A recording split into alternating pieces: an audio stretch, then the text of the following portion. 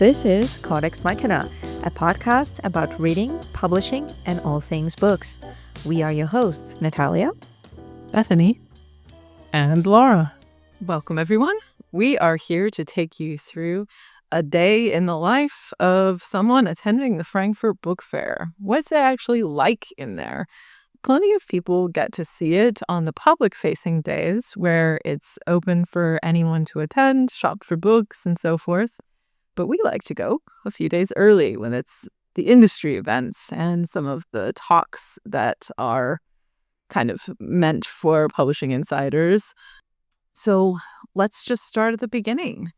You have to get a hotel. You wake up. You have to figure out how to get yourself some breakfast because you're not going to get that at the book fair. You have to figure out how to get to the book fair, which involves taking Frankfurt public transportation, which is scary. Or walking. Which is also scary. Which is also scary because it's easy to get lost if you don't know exactly where you're going. I.e. me, someone else should always be directing the way. And, getting up to go, grand plans. Oh, we'll get up early enough to get some breakfast along the way. No, we won't. And then, no, we won't. And then the alarm just goes off 20 times on snooze. It's like none of us are getting up, but it's fine. But eventually, You after get this there. harrowing ordeal, you make it to the Buchmesse, which is a massive complex of halls and event spaces. And first you have to go through quite a big, impressive, grand security check area where they check your ticket and the inside of your bag. Unless you happen to be sneaky and know about the side entrance where you only have to wait 5 minutes like us, you might need to plan a good 15 minutes to half an hour to get through the security check. Depending on, yeah. When everybody else does at the beginning of Right. the day. And now you're telling everybody about the super secret side entrance. Well, I'm not telling them where it is, am I? No, you're not. You just walk around this whole big thing. Maybe you'll find it. It'll take you an hour. Eventually, you're going to find yourself walking down a very long hallway that makes you wonder if you're entering the Twilight Zone. This is if you go in the front way, not the side way. Of course. Just when you start thinking this hallway maybe doesn't have an end and you just live here now, you come out into the first hall. And this is where they always have the pavilion for the guest of honor. And every year they choose a different country to be the guest of honor who will bring some displays on their book history and book culture. And they will inevitably bring a bunch of books. They will plan some talks around their book culture. And this year was the Philippines. The Philippines, who are currently in the midst of a super typhoon. I hope everybody's okay there. I haven't seen the news today to see what's happening and how bad, but hopefully everyone in the Philippines, please stay safe. But anyway, they had a great pavilion with a lot of interesting displays. They had a whole video that was running, I'm assuming nonstop, that was kind of giving you a little bit of book history of the Philippines, which was quite interesting. Printed Informative. Yes, yeah. Mm-hmm. Yeah, I sat and watched that for probably 15 minutes. Yeah, I know. I could have sat there longer probably because that's the kind of thing I really like, but there's too much to see and too much to do. Yeah. And we were only there for a couple of full days, so you don't have time to... Yeah. But I really liked what they did with the space, actually. I thought it was a very restful, kind of harmonious display. They needed to create 2 event stages in there, and they did a really good job of keeping them angled and far enough apart from each other that you could listen to either talk without getting distracted by the other one. Yeah, and I thought just the little structures that they built were really pretty, and yeah, I thought it was a really nice use of the space this year. Yeah, I definitely think so, because sometimes the because it's not, okay, it's a big space, but when you've got 2 events going on simultaneously in one space, it can be kind of hard to separate the sound in such a way that you're not getting disrupted. But they did a really good job, I think, of managing that. So, but yeah, the space was it was just beautifully decorated. It was tasteful. It was calming. It really was. Felt like a little oasis. Yeah, it really did. It really did. And there was a really mesmerizing kind of, well, I would call it a mural, except it was a digital mural and it was moving and it was just very, I don't know, it was a woman walking. I don't remember. I don't know even if it was referring to some piece of literature or something. I didn't see the time to find. I didn't see a banner or anything saying anything about it, but it was very, like, it would have been easy to just get stuck there and watching that for a little while. Yeah. Yeah. The digital moving mural was really cool. The structures that they built for the book displays were really cool. And the video that they were showing about book and print history in the Philippines was absolutely fascinating. I could have watched that all day. But unfortunately, that's just the first thing to do. And there is a lot more that you got to get to while you have the time. Yep. So next up is going into Hall 1 proper and going upstairs to the recently introduced young adult and new adult hall, just dedicated to those genres. I think they started that last year, right? I think so. I'm not absolutely certain of that, but I think it was an introduction last year. I think mostly because it is kind of at the front entrance right there. So people that are coming on the public days who are really only interested in what's going on here. And I think that's a huge brunt of the public, is wanting to go to the young adult and new adult and dark romance and these kinds of things. And that's a big pull for public people. So it's right at the front of the fair, so you don't have to traipse through the whole fair to get there. But that's not the only thing in Hall 1, of course. That's the main draw, and that's kind of what it's dedicated to. But there are a few other reasons that we like to spend time there. Number one, that's where they set up some booths from universities that have book studies or publishing studies programs. They'll set up a little display and be there to answer questions from prospective students. And they have a stage in that hall that tends to be where some of the really cool academic talks happen. And we did go to a few of those, mostly because we know someone who giving talks, because we are also book studies people. Right. What was your favorite of the talks that happened in that hall? Well, okay, I loved both of them. Because Millicent Weber was talking about her research on audiobooks and listening. I guess it's also Corinna Newark Rule's research too. I think they were working on something together. Yeah. But it was really interesting talk. But then also Swara Shukla, who has been a guest on our podcast talking about her research in serialization and Wattpad, also gave a brilliant talk. This was very interesting, very engaging. One of the book studies students at the University of Munster was asking the questions. She had very insightful questions, and both talks were excellent. So I'm not going to pick a favorite. Yeah. The other thing that is really, really great and a huge draw for me in Hall 1 is a publisher that I wouldn't call young adult or new adult, just kind of seems to make sense in that space, is Ilva Publishing. They do only publishing about and for women. It's sapphic fiction, and we've bought a few books from them. If you are following us on Instagram, you got to see us interview one of them for a few minutes, and we actually are going to do a future episode where we review one of their books. Yep. This is Bethany. We're at the Frankfurt Book Fair with Astrid from Eva Verlag. Welcome, everybody. So what we'd like to do is just ask you a little bit about what you're doing at the Frankfurt Book Fair, why it's important, what you're thinking about it so far, what's your impressions? Yeah. Well, the book fair, for us, it's pretty easy because we're living just 20 minutes away from here. So we've been to Leipzig, but Leipzig is like, oh, you travel, you need a hotel room. So Frankfurt is cool because we just leave the bed in the morning and then 20 minutes later we're like here. I love the book fair, especially since last year they had this hall open for new adult, young adult, dark romance, where all the young readers are. And as Ilva Verlag, we are doing English and German books.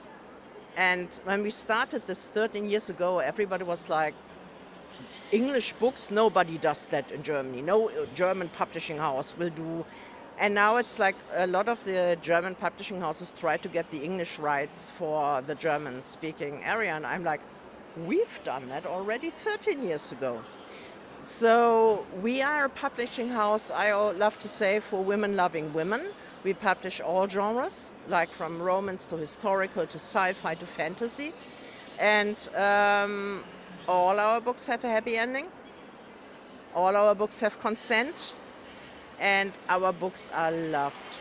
It's so much joy to see, if it's Leipzig, the book fair, or here, so many are like, wow, all these books are about women loving women.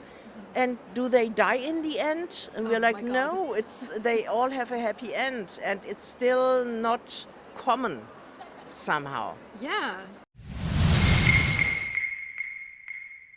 I think they're an amazing publisher. I think they have a really cool business model. And I really enjoyed talking to them. What do you? I mean, I love the booth. I love the books. They always bring some really pretty books that have the decorated edges. Sprayed edges. Yeah, sprayed edges. And you get a variety of genres there, from romances to mysteries to sci-fi. And I just, they're very friendly at the booth. They're fun to talk to. They're very open about talking about their venture in publishing. They're unique because they're a German-based publishing that also publishes, I think, most everything in English as well. Yeah, I think pretty much most, if not all, of the books they publish, they simultaneously publish in both German and English. Which I think is fascinating. Yes, very. And I think, one of the things that Astrid mentioned is that, 30 years ago, when Ilva was first opened, they were told, no, you shouldn't publish in English. Isn't that crazy? But here they are 30 years later. Long ago. I thought it was 30 years. That's the other guy. Was it? Oh, okay. Maybe I'm missing. Maybe it was like 12 years or 15 years. Okay. It was a while. I'm mixing it up. I'm an old. I can do that. I'm also being distracted by a dog who needs attention. So, We have our mascot, my dog Poppy, with us today. And she doesn't make any noise, so you'll never know she's here until you realize we're super distracted because we're petting her. Yes. But yeah, we're going to have to look up when Ilva was actually founded. I hope we get the chance to talk to them again. Yes. They're just fascinating people. Yes, for sure. I have gotten a few of their books, and I've read a couple of them last year, and I really, really enjoyed them. Mhm. This year, we picked up a couple of new books, and I'm really looking forward to them. Haven't gotten to sit down with them yet, but Me too. all right. So that's Hall 1. You go to a talk in Hall 1, and then it's time to sprint across a courtyard because you have 10 minutes or less to get to a talk in Hall 4. And this is not a small courtyard. Oh no, this is a large courtyard, and it's full of food trucks and small displays. This is where you can go to get water when you need to refill your water bottle. And you're going to be dodging people the whole time. Mhm. I want to say the most interesting thing they had in the courtyard this year was this kind of photo booth for like photo ops set up for this new publication, this new book called Alchemized. Have you heard of that book? No. The book fair? No. Do you remember seeing that display? I definitely remember seeing that because it was in a shipping crate, a shipping container that had been all decorated to, I guess the inside, from what I understand, was supposed to represent a scene from the book. I think so, yeah. Or the place where one of the characters in the book is kept, or... Well, that's what makes it so weird and interesting to me, is I think this book is fairly famously and openly an adaptation of a fan fiction, which is about the characters Draco and Hermione from Harry Potter. But it was this weird, like, captive prisoner story. So I think what was going on in the shipping container was an opportunity to take a photo of yourself in Hermione's, like, prison cell. Okay. Which I sound to be a really strange thing to want to do. But I am not the target audience. I'm very aware of that. And the line to go in was huge. It was really... And did you have to pay something extra for it? I don't know. Yeah, I wasn't gonna. No. But one of the other interesting things they had there was a replica of, I'm going to say spaceship, but that's the outdated word. Space shuttle. That was for a program, I don't know, that's been around or that they're launching to teach young people about space travel. And you could go in there and kind of experience a little bit of what it was like. I think they were kind of like trying to draw young people into be interested in science study and maybe sign up for. Which was an odd thing for a book fair, but, you know, hey. I do see the cross-section. Right, yeah, for sure. But yeah, if you can get across this, I think they call it the Agora, maybe? I think that's maybe the name of the building next to it. Oh, okay. I thought they called that area. But anyway, if you can manage to get across this space undistracted, which is unlikely. 7 minutes, don't forget. Right. To get all the way into the next floor we're going to and up the stairs. Because there is no time set between things. There's supposed to be 10 minutes. There's supposed to be. It does not happen. So yeah, if you can get across unassailed, undistracted, there isn't a line for the water fountain, you're good. You got your water bottle. Get across. Finally, you've made it to Hall 4, which is where we wanted to go to some really interesting talks about the Creative Europe program. That's also where an organization we're a big fan of called the Hoff was doing a talk this year. I'd love to spend a minute or two talking about some of those talks. Right. Yeah, that would be good. It's also where at the first day, first thing of every book fair, they do the statistics. That's European statistics occur at Hall 4, and that's usually something I definitely like to do because it's interesting to see how things are going in the field and publishing and what's happening with readers and what's being sold and how it's being sold. And I think one of the interesting things that we also mentioned from last year is how audiobooks have kind of taken their own small space still, but growing. Yeah, have certainly got more popularity than one might have expected. So that's interesting. I mean, they're really interesting statistics. There are statistics about sales of books in different formats. They're also often presenting about things like literacy rates and book-related events or things going on in the world of books that relate to how many books get sold. Right. And a really great way to open the book fair with this just kind of snapshot of what's been going on over the past year. Yeah. And it has become, I think, something of a tradition. Right. The presenter, the speaker for that talk was kind of laughing about it. It's like, yeah, well, I'm here to open the book fair. Yeah. And it's one of those things where you gotta rush up, and get there by 10 a.m. Yep. and hope there's not a line to get in. You are not going to find a seat. It was standing here only in there by the time I got in there, and that was already 10 minutes before the timer was supposed to start. Yeah. It's a very popular event. It is for good reason. But I love Hall 4 the most out of any of them because that's where a lot of the European countries do their individual publishing displays, and they always do some really cool and creative displays. Yeah, and I love just kind of seeing how they're choosing to present their books. Right. And of course, one thing to keep in mind that making, if you rent a booth, you can get a standard booth. It's not very interesting. Just your standard, I guess, what would you call dividers? Yeah. Three walls and shelves. But a lot of countries have then expanded on that and built designs that more reflect their country or something artistic. And, these things are not cheap. It's an expense that has to be, I don't even know how they transport these booths, how they get there. That would be interesting to find out.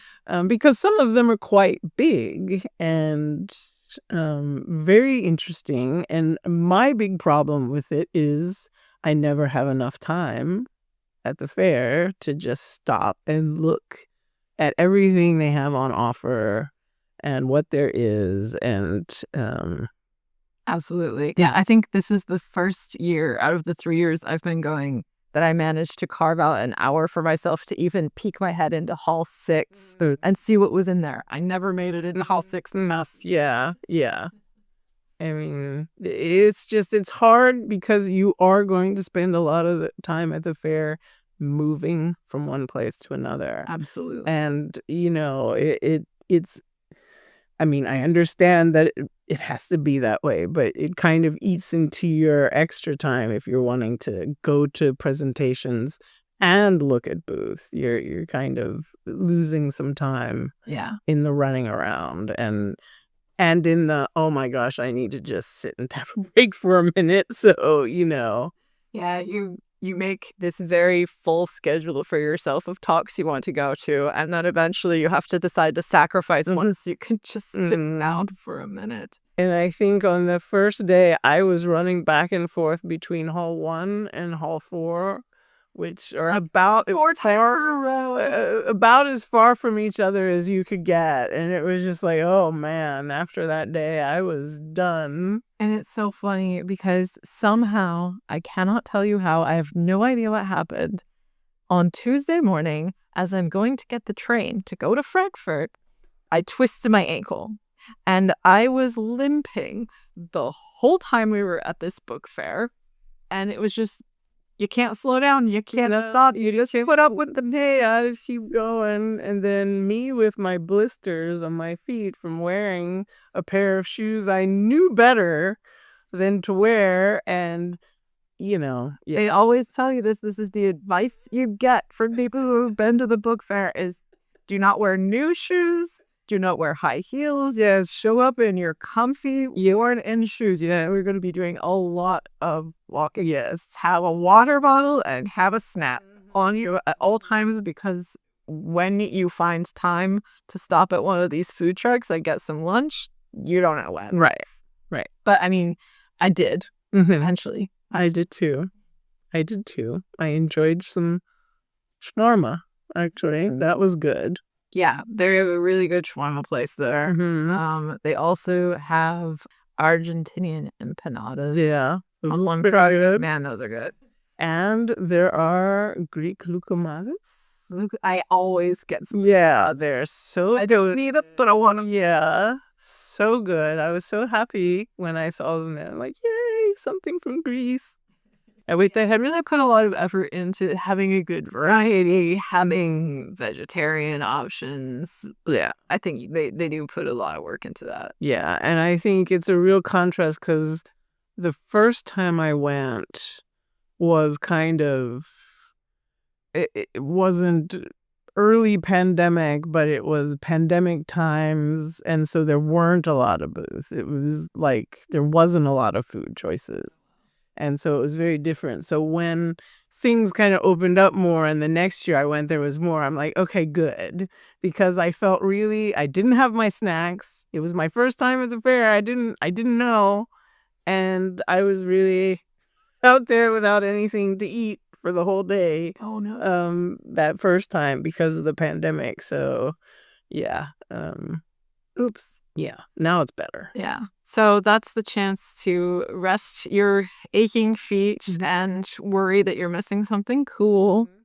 And then it's time to go to another talk. So what are some of the other talks that you want to? Well, I definitely, as we did last year, enjoyed the Hoff. This year, I enjoyed the Hoff presentation quite a bit, which was on, what was the specific topic again? Who controls reality? AI or the people who create the AI or the rest of us? And it was really interesting because it was hybrid, so they had people who were joining from the audience also online on Zoom. And they did a lot here and there of little questionnaires of what people's thoughts They were having, I don't remember what the program was, but they would ask a question and you can answer it on your phone. And then the results were coming up via screen live. Yeah. And that was a very fun and immersive experience for sure. And they had some really interesting speakers. They really did. They had Undersecretary of the UN was present, I was glad she was there because she was the voice of reason. Everybody who listens to this podcast knows our opinions and thoughts, I think, at this point on the value of generative AI in creative spaces. Yes. They did have some other viewpoints. They had a representative from Springer Publishing. Springer Nature, yeah. They had an author of a book that was about how AI can support community building. And then they also had the undersecretary from the UN who was kind of more of the naysayer. So we were really cheering her on a little bit. Right. I mean, and I don't think she wasn't a naysayer in the extent of, oh, no, AI never. But I think her points were mostly around climate change is a problem. We need to think about the uses and what we're using to have this technology. She was also very concerned about how these technologies can eliminate, or not eliminate, but, there is a level of privilege with using Gen AI and how that kind of can tip the scales even further. Yeah, I mean, a big point she was making is how easy it is to create misinformation. Exactly. And how hard it is for them to make sure people are getting the real information. Right. And so, that made an interesting contrast against two people who are really, and I understand why, desperately trying to find best use in their industries and their jobs for Gen AI. And really, to me, sounded a bit like a last gasp because, they're like, well, we were going large language models, but that was a mistake and we should do it like this. And, it's just kind of like, okay, It is a very new technology still. I think that's one of the things we forget. It entered the public consciousness and, the regular use by average people so quickly that we forget we've only had it for 2-3 years. And we're still trying to figure out what it is, what it's good for, what we should do with it. But we also know where and how it's dangerous. Absolutely. And I liked that they had kind of both sides of that story, that this presentation was allowing the audience, who is made up of knowledgeable, and people who work in the field, to weigh in on that with those questionnaires that they were doing. And yeah, I thought Felix Seltner he's just an amazing host. He really job of running the panel. He really is. Yeah, so that was a fantastic presentation. Anything else you want to mention that you saw on any of the days, really? We're kind of doing a day in the life of, Right, but, right. you know. Should we talk about the booth for the printing museum? Oh, well, now that is something that once you get through all of the talks and you finally manage to get a little bit of free time to wander in the halls, you may just very accidentally come across this amazing booth that's displaying some information about Jikji. Jikji. And what is Jikji? Jikji is one of, from what we know, an extant movable type printed book from, what year was it? 1377. It had been published in 2 volumes in 1374, by Buddhist monk Baigun, to point out the major teachings of Buddha and the monks of India and China. And so this occurred, a good chunk of time before our dear friend Gutenberg. Absolutely. So that's important to note that there was this type of printing elsewhere in the world. We focus so much on the Western world. But Korea, as we now know, actually has what we think is the oldest extant book printed with movable type. Right. Jikji. And so this booth was sponsored by the Cheongju Early Printing Museum. I don't know if I'm pronouncing the name of the city properly. Yeah, we have to just apologize to anyone who speaks Korean or knows how to pronounce Korean, because we are going to do our best, but we're not willing to always get it right. I think this was, for me, the highlight of the fair. For sure. Absolutely sure. It makes me want to do book studies in Korea somewhere, because, they were ticking all the boxes for me. They had this amazing display that was, I don't even know how to describe it. So it was. So you're talking about the book? The book. Yeah. That was a material book with pages, but the information was projected onto the pages, and as you turn the page, you'd get a different projection. Yeah. So a digital display, kind of hovering over the blank. Right. And you could click on things on each page that would then give you more information. Mm-hmm. And it was just an amazing thing. I loved it for just reasons of its own existence, but also that it was very informative about Jikji, how it was created, what its history is, how they did the movable type. So all these things about the history of this book. And it was fantastic. Yeah. The display with the actual paper book and the digital display was definitely the best part. But it was all the best. It's all the best part. They also had a video going in another part of the booth that was kind of showing how the movable type gets made, and it was really cool looking. Yeah. I'm like, I really need to see, like, I need to get my hands on a physical type cast thing. Right. Because it looks so neat. Yes. And they were also doing just some really lovely, hosting activities. They were inviting small groups of people to sit down and learn a little bit about binding with string, like sewing binding. And carving out type and just putting all these things together. So they had quite a bit of what I think we'd call in Ulapulism. Which is Claire Squire's, Beth Driscoll term. A lot of making and doing and kind of really understanding hands-on materiality of this printing, this form of printing.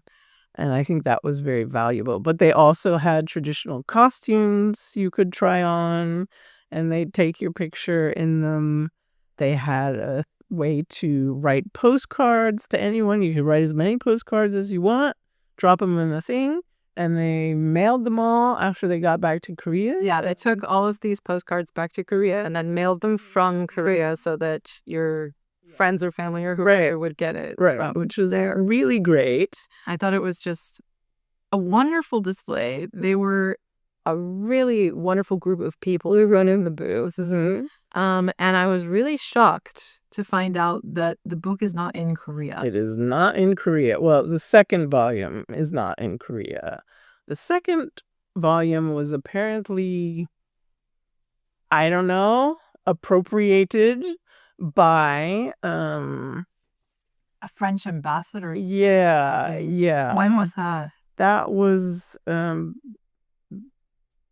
between the late 19th century and the early 20th century, it says on the little thing. The Frenchman who collected it was Colin de Plancy, which I'm sure I'm butchering the French. He was the French minister to Korea, and he just took it. Where is it now? It is now in the National Library of France. He actually had collections of God knows what else that were auctioned in 1911. And so the Chichi was sold to a private collector who, in his will, donated to the National Library of France in 1952.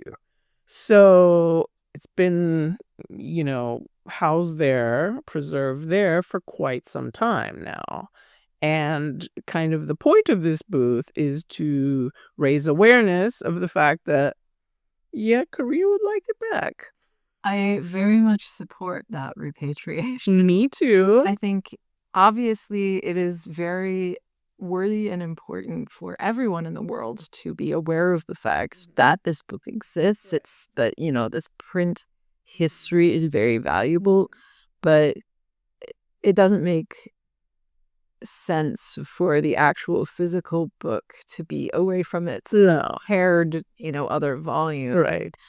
Yeah. Especially in a time when it's very easy to make facsimiles that could easily take the place of the original document in France, and then, I have a printed, thing of the first page of Jigshi because they were at the booth and having us actually put down paper and do a little copy press with movable type with the ink. I had to rub it in. It was very fun. It was great. Another example of, being able to do something that kind of engages with material, text and printing.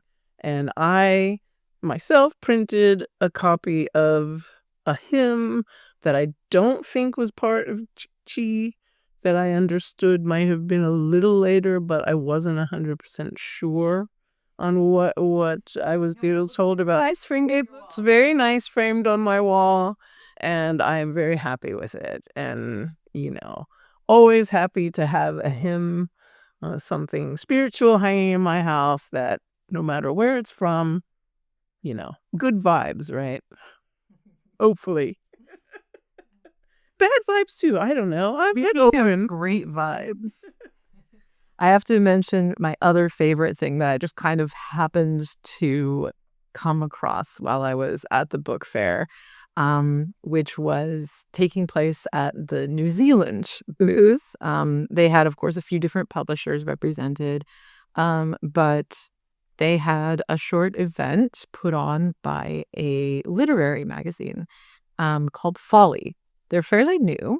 They are either just published or about to publish their third volume. And the editors were present in Frankfurt to dress up in great big tulle ball gowns, pour everybody champagne, and make them read poetry from previous submissions to the journal. And it was just this absolutely wild, sudden poetry reading event in the middle of a crowded hall. People dressed in, these big poofy dresses, and just, grabbing somebody as they walked by, being like, here, read this raunchy poem. out loud for the benefit of all of us gathered here. Yeah. And they were just such wonderfully creative, open people. And I cannot wait for them to come out with their new volume so I can look at it. It's really brilliantly done with a lot of thought given to local artists from their community and really fun, literary entries. And they're even trying to, I know for sure, because I was standing there listening to them talk to a bookseller in Germany about getting copies started in Germany. So maybe I'll even be able to buy a copy. Yeah, I mean, it was a really beautiful journal, and I hope at some point maybe we can contact them and talk to them a little bit on the podcast. Would be great. And also, I think Natalia had a chance to interview someone from the Jikchi booth, so maybe we'll insert that into this episode at some point. Absolutely. Right, and I'm here at a wonderful exhibition that for me is the highlight.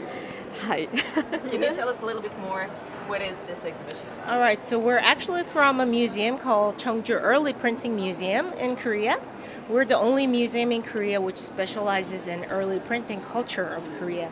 And the central theme of our museum is this book called Jikji. Okay, so this is the book, the oldest surviving copy of the book, which is printed using movable metal types about 80 years prior to the Gutenberg's 42-line Bible.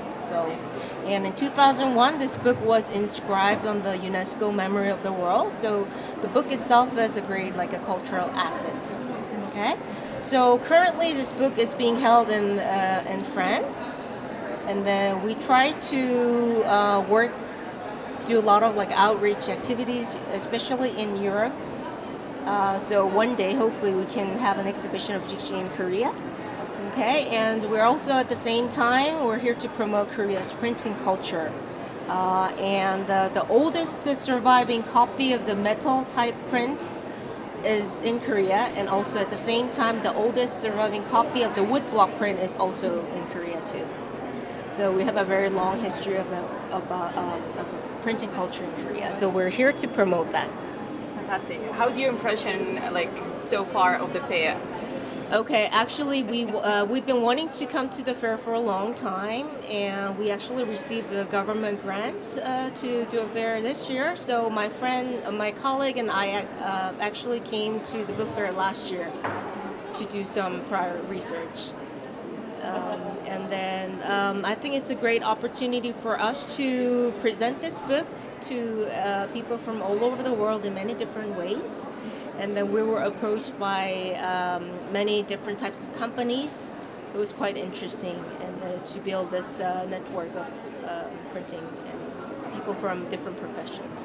Do you have any time to run around and see what else? Not yet, but hopefully we will do it this weekend because for the public opening days, we had 3 more people coming to help us. So hopefully we'll find some time today.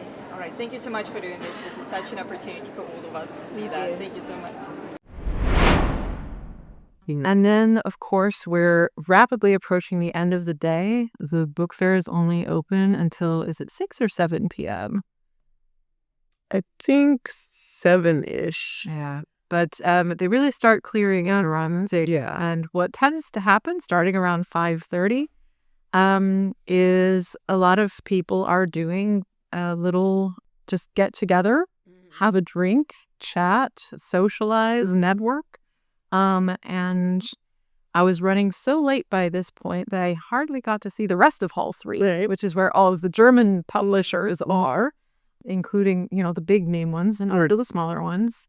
But we ran right upstairs to make it on time to the networking event with Querverlag, which was an absolutely marvelous experience. It really was. A great time talking to the editor of Querverlag, Jim Baker. Mm-hmm. And that's who's been running it for 30 years. Yes. Oh, that's see, I mix things up. But yeah, he has been doing this for 30 years successfully. Their books are all printed, no matter, they do a variety of genres between essays and poetry and I think there was a crime thriller. yeah, they do, and they have a very specific format that somewhere between A5 and A6 maybe. For some, It was kind of small, but it looked really, really nice. Now their publishing is 100% in German. No English translation. 100% queer texts only by queer authors. Yes. Mr. Baker was such a delight to talk to. This is Bethany from CodEx Machina, and we're here at the Frankfurt Book Fair speaking to Jim Baker from Quer Verlag. And you were just starting to tell me a little bit about founding this company 30 years ago. Yeah, it all started with my colleague Ilona Bobek. She was the director of sales at the feminist publishing company Orlando Frankfurt Verlag, and I was working in a small gay publishing company. This was like in '92, and we met here at the book fair because we both organized a series of lesbian and gay readings, and that's how we met. And we realized how well we worked together. And then when we got back to Berlin, we started getting together the first Wednesday of every month for lunch. And she would complain about feminist collectives, and I would complain about gay collectives. And then we had this really weird ideas, like, so we work so well together because we're both booksellers. She also started out in the feminist bookstore in Nuremberg. And I started out at the gay and lesbian feminist bookstore in Philadelphia, Giovanni's Room. So we had that in common as well. And then we had this stupid idea to go to the bank and say, give us money. And they were stupid enough to do it. And they gave us 250,000 mark at the time. And that was in '95. And we started out with the first 6 books in spring of '96. So we are now celebrating 30 years of Quer Verlag. Well, congratulations. I mean, that's an incredible story. I also started out working at a bookstore, but it was not anything nearly as cool as Giovanni's Room. It was just Barnes & Noble, We all start somewhere. So, I mean, you said you met at the book fair in the first place, and you've been coming to the book fair for 30 years. My first book fair was '88, so this is my 36th, 37th book fair, yeah. And we have been doing the gay and lesbian champagne reception every Thursday for colleagues from other publishing companies, queer colleagues from other companies for 30 years now. Every Thursday at the book fair from 5 until 6, as long as the champagne then lasts. And we've always seen this as a networking thing, and we're a small publishing company. Our resources are limited, but we always believed that publishing was a political act, and Ilona came more from the feminist movement, and I came more from AIDS activism. But we realized very quickly that we worked really well together, and we did this together until last year when Ilona retired. And so now I am in need of a lesbian co-partner, if anyone out there is listening. Yeah. If I wasn't already, doing a different publishing company, maybe.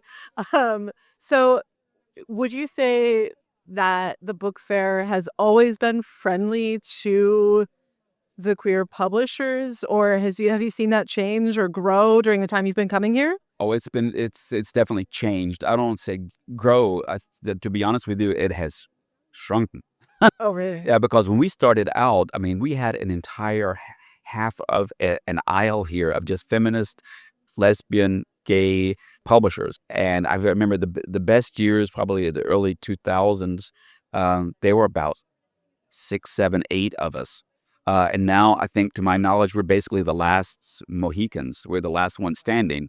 Because I mean, it's you don't get into it for the money, but of course the book industry is a very queer friendly place. I mean, there's so many queer people who work in media and also in book publishing and book selling. So it's always been a very open, accepting, welcoming community. And to be honest with you, what I like about coming back every year to Frankfurt is it's basically like a reunion because you see same people and you get together and you have dinner and you have drinks and you have coffee and it's the camaraderie among colleagues is also really really important. And it's and I personally believe from a political stance that we're always talking about visibility, that we have to make more visibility, more visibility, more visibility. And of course, it's an economic um, thing that you have to have the money to do it. But I firmly believe that I can't complain about people not noticing our books unless I'm willing to stand around for a week and show them my books. But of course, it's an economical decision. We make this happen because we don't have the money for it either. But it's always been important to me, and I've always enjoyed coming to the book fair. We do Leipzig as well in the spring. It's a different book fair, but like I said, I enjoy it. I think it's important, and I think there should be a queer presence in Frankfurt. We agree. We also were talking to Ilva Verlag yesterday, and yeah, Astrid, and she was mentioning that the money that it costs to be at the fair is money that you are just not going to get back, but you have to do it anyway because showing up and getting to meet people is just so important. Exactly. I mean, I believe the whole thing is who knows whom. Booksellers come by we've been, like I said, we've been around for 30 years, and we still, booksellers will come by and say, "Oh, I never heard of you before." But I mean, the fact of the matter is, and most people in publishing don't want to hear this, is no one buys a publishing company. You buy authors, you buy titles, but the name of the company is usually fairly unimportant.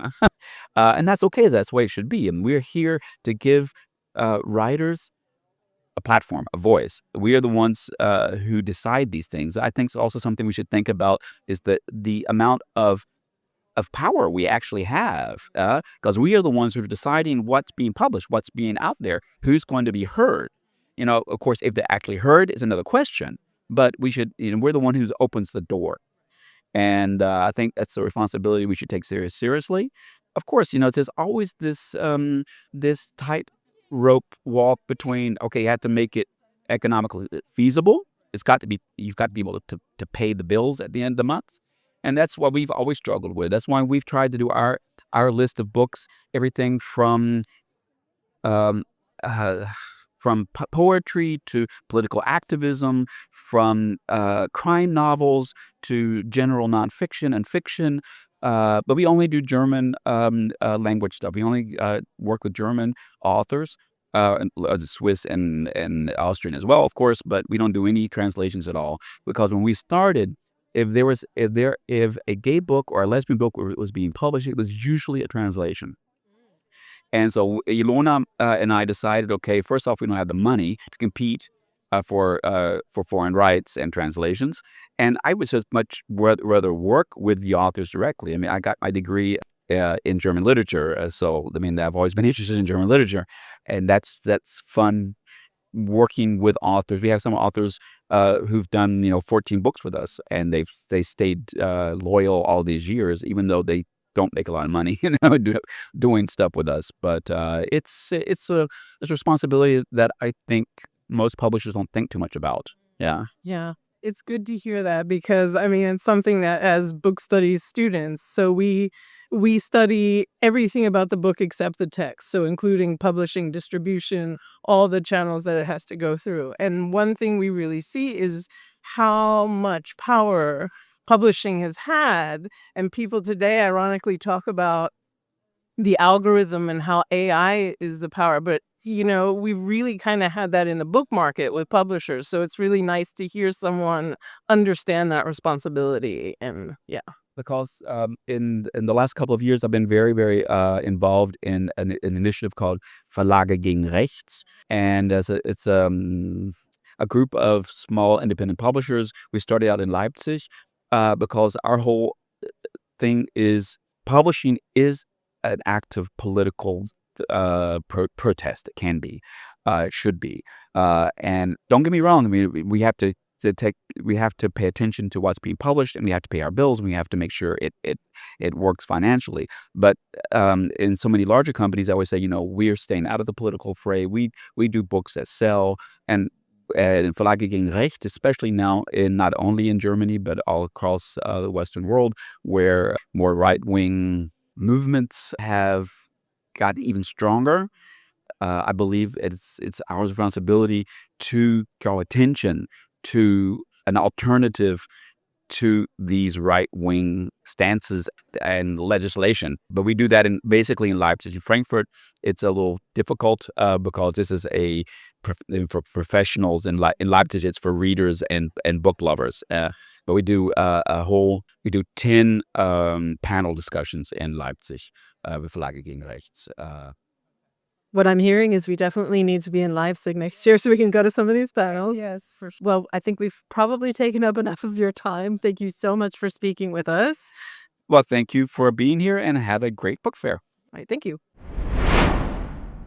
He was very welcoming, had so much interesting insight into just the changes that have taken place in the queer community over time. And he has really taken the responsibility at the Frankfurt Book Fair all this time of making sure this networking and socialization event can happen.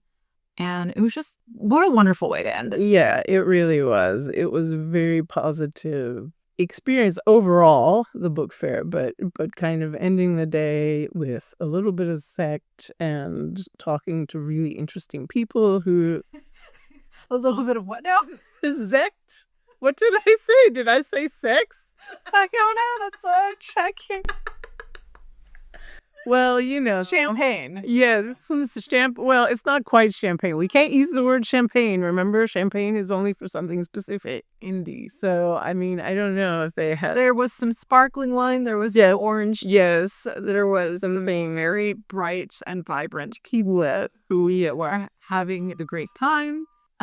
Just a really wonderful collection of people who were super friendly to us, just showing up as new people who didn't know anybody, being willing to talk to us, being willing to talk about strange-led books with us, and what our plans were going to be for it. Just the most supportive people. Yes. It was a really, really cool experience. And that's a typical day at the book fair. After that, you still have to make it out of this giant space and hit the road, find something for dinner, which honestly, half the reason we go to Frankfurt is just enjoy the food culture there. Yes.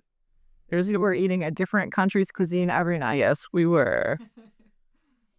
Definitely. And then by the time you make it back to the hotel, you're just sort of going to collapse and die and watch a few episodes of Supernatural. So people don't need to know about this. Why not? And then you got to wake up in time to do it all again tomorrow. Yes. And you don't want to leave any later than 9 a.m. because you need to be there by 10 for all the events. Yeah, you do. And you need time to pick up coffee and a bagel on the way. Yep. And as things go, plans for the next year are already underway. I mean, we've already made our hotel plans. We're ready. We're excited.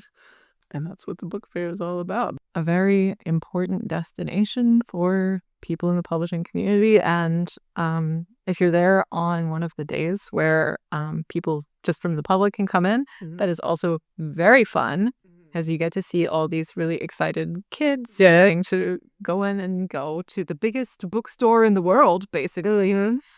People will show up in cosplay. Yeah. Really fun. Yeah. I mean, there were a few of them, the cosplayers, the days we were there, but not many. I think they felt a little forlorn that they didn't have others around.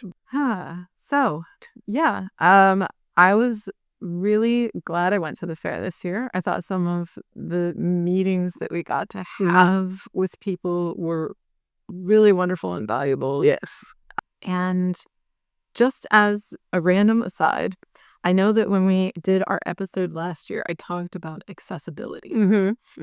I found it much improved this year. I think so. I mean, in Hall 1 with the Studium Rund das Buch, where all the universities have their presentations. It was still the terrible chairs. Yeah, the seating is That make your legs want to fall off and you can't move around, especially if you have mobility issues like I do. But, it's good when there's interesting enough conversations happening there that you can just sit there and endure it. But yeah, I mean... But yeah, I saw more wider spaces for mobility aids. I saw more spaces being left with no chairs to have a wheelchair go. More of the event spaces had more reasonable seating. Right. Yeah. It was like, I thought they were doing better this year. Yeah, sure. Yeah, I think they improved a lot of the stages and the spaces for people to sit and that kind of thing. So I think it definitely made a difference. I do still think there is some way in the future that they could work on having live closed captioning or maybe even sign language interpreters available for some of the largest events would be really nice. Maybe not all of them, but at least the ones that are Right. But yeah, just I felt that it was a more comfortable experience this year compared to the last couple of years. Yeah, for sure. For sure. But I think we're also kind of gotten to the point where we're kind of pros at it. Not pros, but we're used to the fair. We know how it goes. Excuse me, I'm absolutely a pro. Right, so yeah, I guess next year we'll fill you in on what stayed the same and what's different. And I heard there's drama because they're changing up where some of the publishers are going to be because I don't know why, but there's already drama about that. So how exciting. Yeah. Well, I don't know. Who knows? Maybe with some of our listeners, maybe we're going to see them there next year. Yes, maybe. That would be great. All right. Okay. Bye, everybody. Bye.